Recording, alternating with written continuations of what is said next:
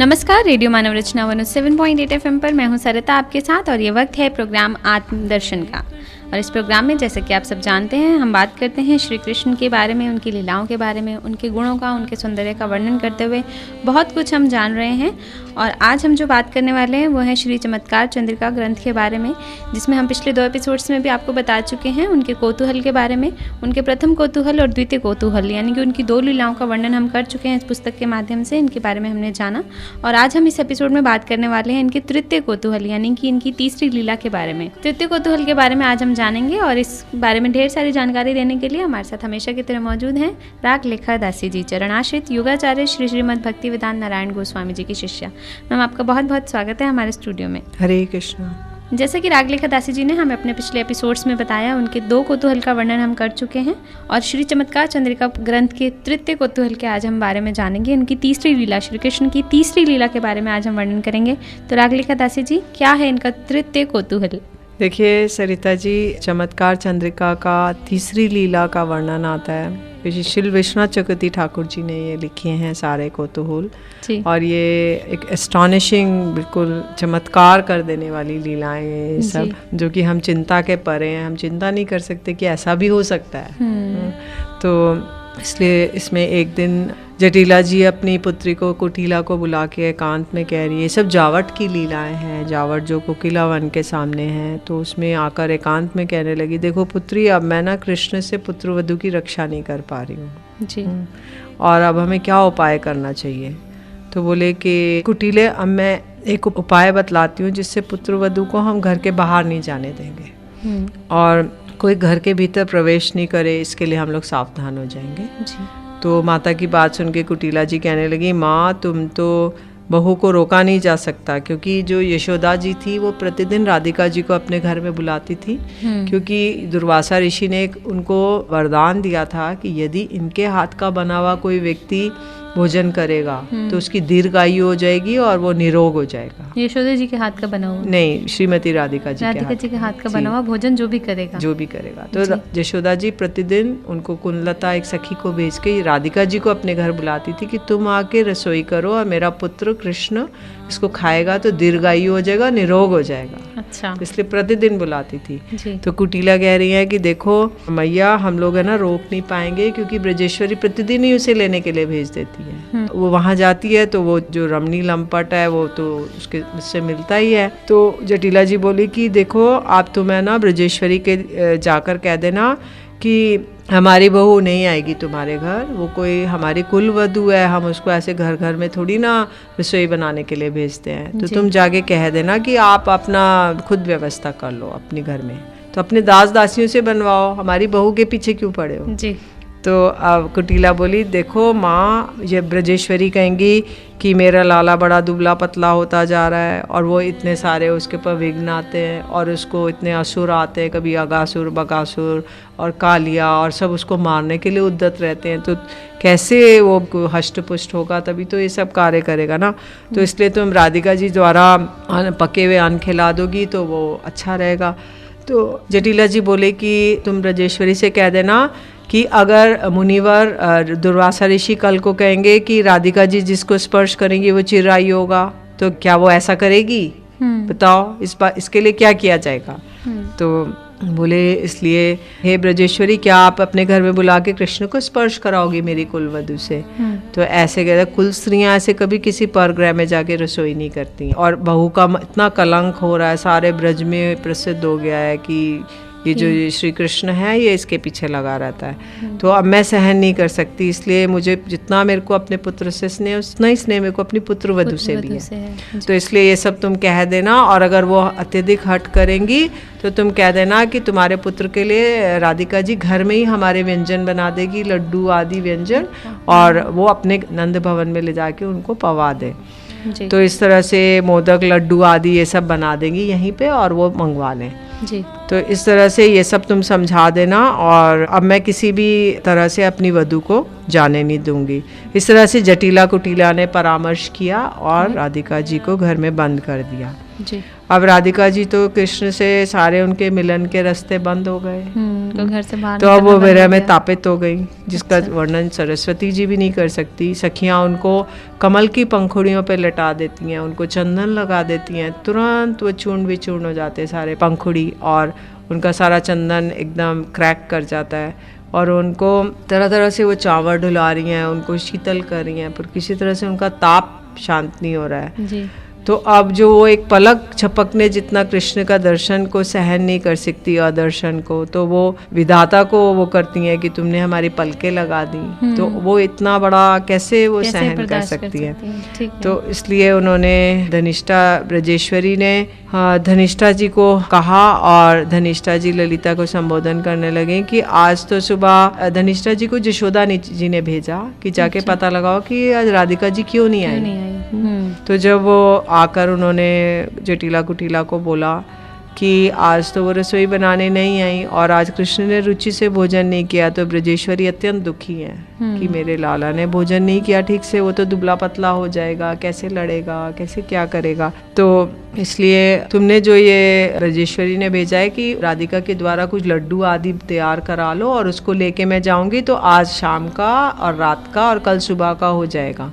अच्छा। किंतु धनिष्ठा जी कहने लगी राधिका जी तो एकदम मूर्छित जैसे, इनको तो होश ही नहीं है, कैसे लड्डू बनाएंगी, कैसे बनाएंगी? तो ऐसे वो सोचने लगी। फिर उन्होंने उनके कान में जाके ऊंचे स्वर से बोलने लगी, राधिका देखो तो कृष्ण तो तुम्हारे सामने ही खड़े हैं। तो इतना सुनना था, एकदम उनको मूर्छा भंग हो गई और उन्होंने तब उनको कहा कि ब्रजेश्वरी ने मुझे भेजा है लड्डू बनवाने के लिए और तुम उसके उठकर उनको बनाओ। तो तुरंत राधिका जी का ताप सारा दूर हो गया और वो उठी और उन्होंने रूपमंजरी को आज्ञा दी कि शीघ्र ही तुम चूल्हा जलाओ, उसमें कढ़ाई रखो और सारा उसको रसोई को लीपो पोतो। तो ऐसे ही जितना राधिका जी कहने लगी अपनी सखी को कि जितना मैं प्रतिदिन लड्डू बनाती हूँ उससे 4 गुना आज बनाऊंगी।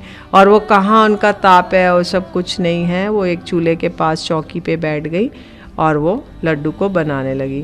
तो कितना आश्चर्य है कि उनको उस वक्त कमल की पंखुड़ियों पे चंदन से उनको ताप हो रहा था, किंतु अब वो अग्नि के पास बैठी हैं पर उनको शीतलता लग रही है, क्योंकि उनको सिर्फ श्री कृष्ण के नाम से ही उनको इतना रिलैक्स हो गया कि उनके लिए बनाना है। जी, बहुत सुंदर वर्णन किया जा रहा है। तृतीय कौतूहल में भी श्री कृष्ण और राधिका के जो प्रेम का वर्णन है वो इसमें किया जा रहा है। अपनी लीलाओं से श्री कृष्ण हमेशा ही आश्चर्यचकित करते हैं सबको। बहुत ही सुंदर इस पुस्तक में श्री चमत्कार चंद्रिका में चमत्कार रूपी ये लीलाएं हैं जिनका वर्णन हम कर रहे हैं। अभी लेते हैं छोटा सा ब्रेक, फिर लौट कर आते हैं और भी आगे जानेंगे क्या रहा इसके बाद, क्या हुआ इस तृतीय कौतूहल में, क्या चमत्कारी लीला की श्री कृष्ण जी ने। लेकिन अभी वक्त हो चला एक छोटे से ब्रेक का, सुनते हैं एक प्यारा सा भजन, फिर लौट कर आते हैं। आप जुड़े रहिए रेडियो मानव रचना 107.8 FM के साथ। Feel good feel live.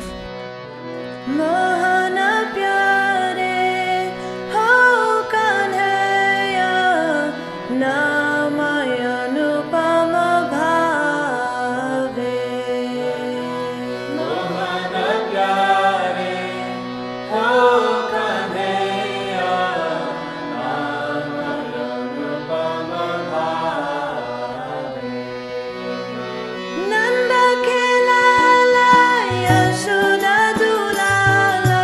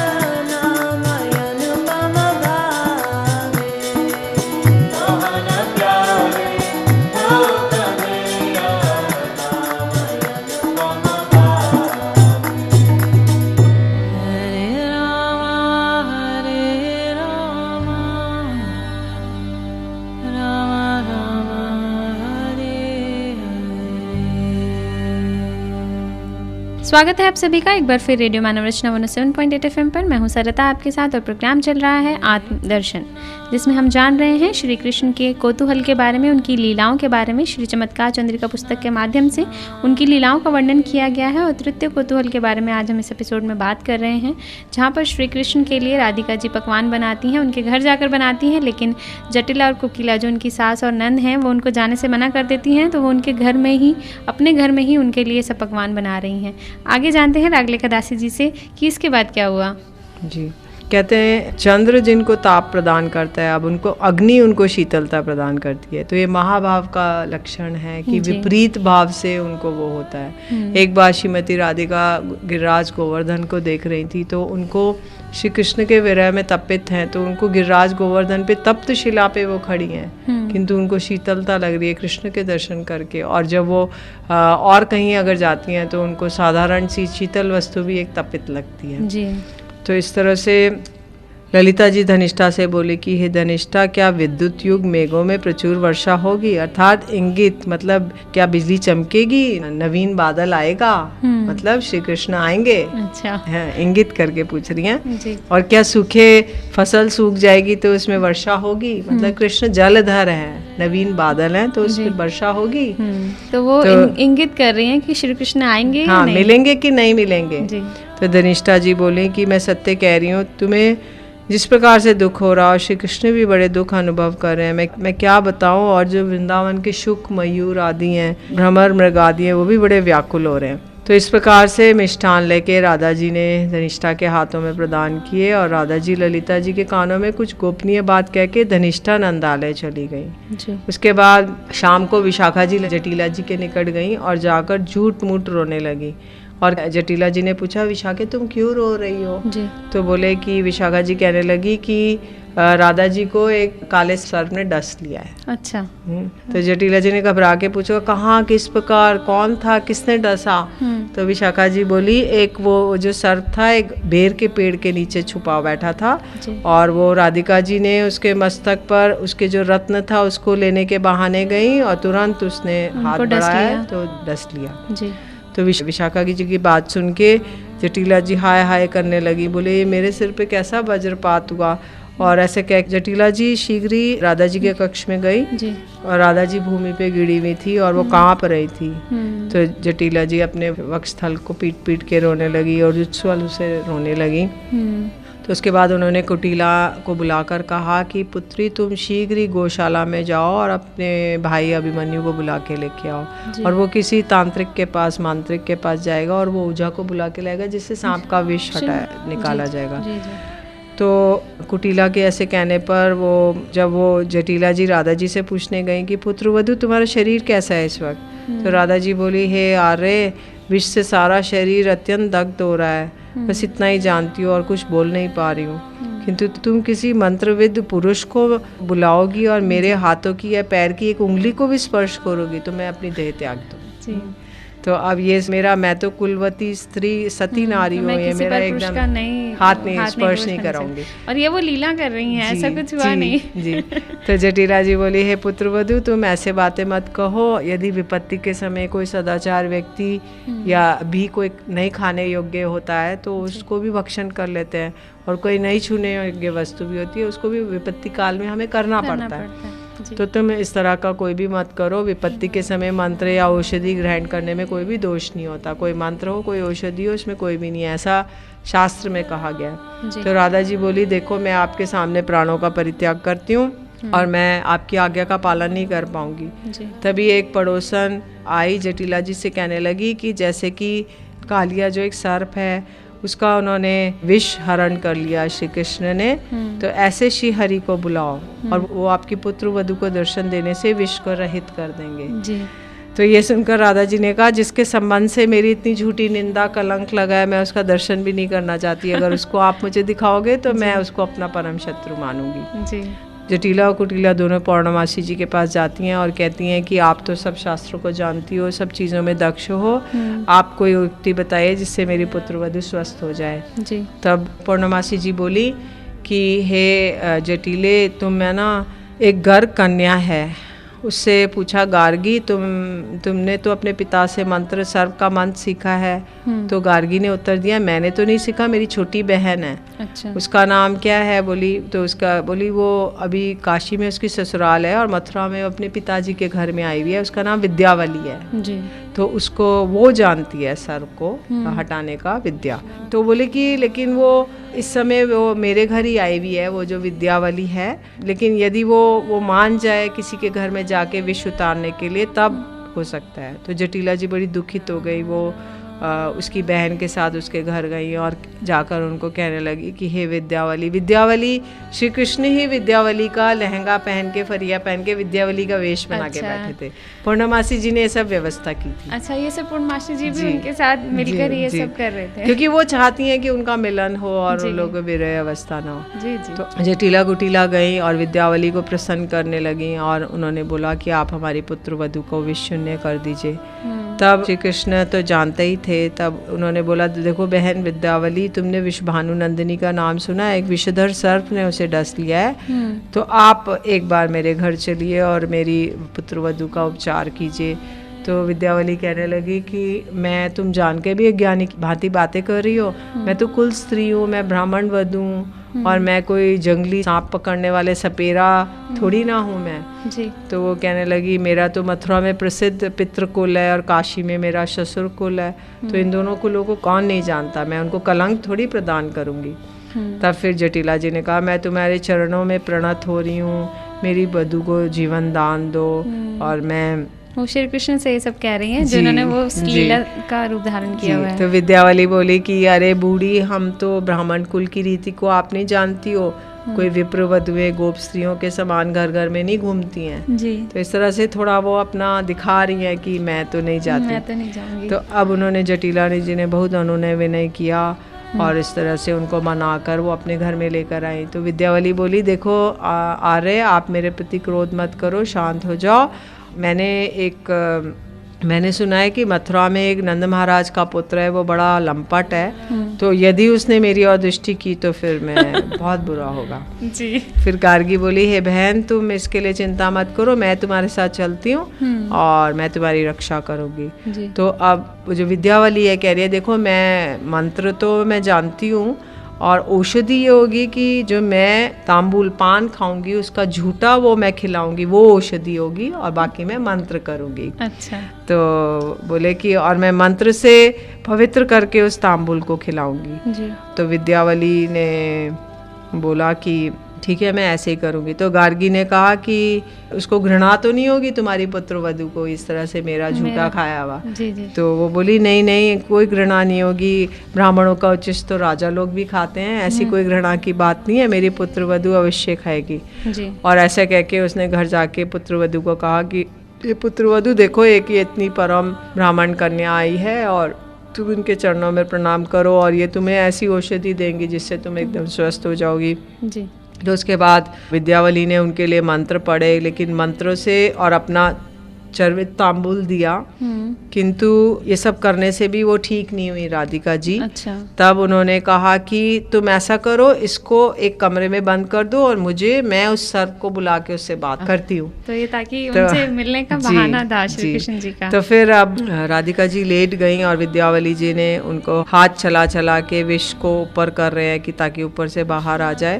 तब बाहर से उन्होंने बोला कि तुम जटिला कुटिला कमरे के बाहर बैठ जाएं और सखियां भी, और मैं तुम्हें दिखाऊंगा सर्प से बात करके। तो अब उन्होंने भीतर से आवाज दी कि सर्प का मंत्र किया और आवाज दी कि एक तरफ से श्री कृष्ण अपने विद्यावली की आवाज में बोल रहे हैं और एक स्वर से वो सर्प का स्वर निकाल रहे हैं जी। तो वो बोलने लगे, स्वर से बातें करने लगे कि हे सर्प, तुम कहाँ से आए हो? तो बोले कि सर बोला कैलाश से। बोले तुम विद्यावली ने तुम किसकी आज्ञा से आए हो? बोले शंकर जी की आज्ञा से। बोले कि तुम क्या करने के लिए आए हो? राधिका को डसने के लिए आए हो। बोले क्यों? बोले कि इसके पुत्र अभिमन्यु को क्यों नहीं डसा तुमने? जटिला को तंग करना है तो बोले कि अभिमन्यु का क्या अपराध है? तो उन्होंने बोला कि माता ने 2 अपराध किए हैं। एक तो इसने अपनी पुत्र वधू को श्री कृष्ण के यहाँ रसोई बनाने से रोका जी। और दूसरा अपराध है कि ये इसको घर में बंद करके रखती है। अच्छा। तो इस तरह से ये 2 काम करती है, इसलिए मैं इसकी पुत्रवधू को डसूंगा, उसके बाद अभिमन्यु को डसूंगा, तो उसके शोक से जटिला और कुटिला दोनों मर जाएंगी। तो अब ये सुन के जटिला कुटिला तो एकदम उनके होश उड़ गए कि हमारा पुत्र चला जाएगा, हमारा भाई चला जाएगा। और बोले इन्होंने दुर्वासा के प्रति भी कटाक्ष किया है कि दुर्वासा ऋषि ने इनको ऐसा वरदान दिया है राधिका जी को, तो इसलिए ये अपराधी है जी। तो इस तरह से तो जटिला जी उच्च स्वर से रोने लगी और बोलने लगी, हाय हाय पुत्रवधू, तुम चिरायु हो, तुम चिरायु रहोगी तो मेरा पुत्र भी चिरजीवित रहेगा। इस तरह से वो कर रही हैं। उन्होंने मनी मन क्षमा मांगी कि दुर्वासा ऋषि मैं आपसे क्षमा मांगती हूँ और मैं कभी भी राधिका जी को घर के बाहर जाने से नहीं रोकूंगी। उन्होंने कहा कि हे सर्प, आप मुझे क्षमा करो, आप मेरे भाई को मत डसना। जटिला जी और कुटिला जी दोनों कह रही हैं, और जहाँ इसकी बहू की इच्छा होगी वो जा सकेगी। सर्प ने कहा कि तुम मेरे वचनों का पालन नहीं करोगी तो मैं शीघ्र ही तुम्हारे पुत्र को डस लूंगा जी। तो इस तरह से जटिला ने बाहर से कहा, ठीक है मैं दोनों वो मानती हूँ और मैं जाने दूंगी और मैंने क्षमा भी करूंगी। हाँ। जी। तो उन्होंने सर्प को कहा कि सर्प, अब तुम निश्चिंत होके जाओ, अब तुम्हें इस पुत्रवधू को छोड़ दो और इसका विष तुम लेकर अपने कैलाश की यात्रा करो जी। तब फिर उसके बाद उन्होंने कपाट खोले और सब ने प्रवेश किया। उन्होंने बोला, राधिका जी से पूछा कैसी हो? उन्होंने बोला, अब तो ठीक हूँ मैं, सब कोई ताप नहीं है, विष उतर गया है। तब विद्यावली जी के चरणों में प्रणाम किया राधिका जी ने, और उन्होंने कुटिला ने अपने माता को बोला कि ये राधिका जी का हार दे दो इनको पुरस्कार में, विद्यावली को। तो बोली, हार ही क्यों, मैं तो बहुत सारे आभूषण दूंगी इनको। तो फिर उसके बाद वो बोली, विद्यावली से बोली, विद्यावली आज तुम मेरी पुत्रवधू, तुम्हें अपने हाथों से आभूषण पहनाएंगी और तुम श्री राधा जी विद्यावली रूपधारी श्री कृष्ण को वस्त्र आभूषण पहनाने लगी। मनी मन कहने लगी कि मेरे प्राणों के समान जो प्रिय सखियां जो मुझे मिलने नहीं दे रही थी, आज वो मेरी सास और ननद स्वयं ही मेरा मिलन करा रही हैं। और इस तरह से सखियां तो आनंद के समुद्र में डूब गईं और वो लोग मुख पे अपने कपड़ा रख के साड़ी ढक के हंसना चाहती हैं किंतु वो हंस नहीं रही हैं। और एक चमत्कार की, एक हास्य प्रयास की एक लहरी सी दौड़ गई और जावट में। तो उसके बाद जटिला जी कहने लगी, हे विद्यावली आज तुम मेरी कुलवधू के साथ ही विश्राम करो, क्योंकि स्त्री हैं जी। और तुम ऊपर हमारे अटारिका पे छत पे कुंज है जहाँ पे चंद्रमा की किरणें आती, तुम वहाँ जाके आज रात्रि यहीं विश्राम करो और कल सुबह तुम अपने घर चली जाना। तो इस तरह से जटिला जी स्वयं ही कह रही हैं, अपने ही घर में श्री कृष्ण और राधा जी का मिलन करा रही हैं। तो ये है तित्ते कौतूहल, एस्टॉनिशिंग लीला, जो कि जटिला कुटिला के घर में उनकी निगरानी में उनकी आज्ञा के द्वारा ही ये लीला प्रस्तुत हुई जी। मतलब श्री कृष्ण ही नहीं, राधा जी भी उनका पूरा साथ देती हैं उनकी लीलाओं में। उनसे मिलन के लिए दोनों ही एक दूसरे से इतना प्रेम करते हैं कि कोई बखान नहीं है उनके प्रेम का। और अपनी लीलाओं के साथ उन्होंने बहुत ही सुंदर वर्णन किया है इस पुस्तक में इनका। बहुत बहुत शुक्रिया रागलेखा दासी जी, आपने इतने सुंदर तरीके से हमें ये लीलाएं सुनाई, मुझे तो बहुत ही आनंद आ रहा था। बहुत बहुत शुक्रिया आपका। हरे कृष्णा। आज प्रोग्राम आत्मदर्शन में बस इतना ही। अगले एपिसोड में जानेंगे इनके चतुर्थ कौतूहल के बारे में, चौथी लीला के बारे में। लेकिन अभी के लिए मुझे दीजिए इजाज़त। रागलेखा दासी जी, आपका बहुत बहुत शुक्रिया। हरे कृष्ण। आप जुड़े रहिए रेडियो मनोरचना 107.8 FM के साथ। फिर मुलाकात होगी अगले एपिसोड में। Feel good, feel live, live, live, live.